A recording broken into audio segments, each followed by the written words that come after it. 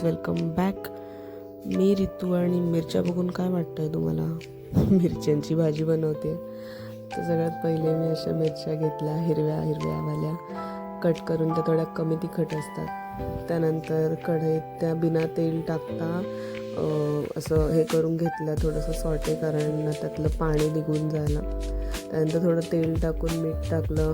त्यानंतर धने पावडर, परत आपली हळद, मसाला नॉर्मल, हिंग थोडंसं टाकलं आणि मस्तपैकी मिक्स करून त्याच्यात थोडंसं पाणी टाकलं. एकदम इझी भाजी, एकदमच इझी आहे, काहीतरीच इझी आहे. म्हणजे ही ॲक्च्युली कुणाला खायची होती. त्यानंतर त्याच्यात शेंगदाण्याचं कूट टाकलं, जे की टाकायलाच पाहिजे, नाही तर थोडं तिखट कमी होतं त्याने. गार्निशिंग कोथिंबीर. आणि ही भाजी ॲक्च्युली कुणाला खायची होती, सो त्याचं रिॲक्शन आपण बघूया. भाजी कशी झाली आहे सांग.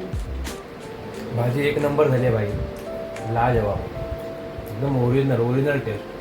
आणि सरप्राईज कसं वाटलं? सरप्राईज एक नंबर वाटलं. तर विचार पण नव्हतं केला भाई, मला माझी फेवरेट मिरचीची भाजी खायला भेटेल आणि खुश झालं आहे.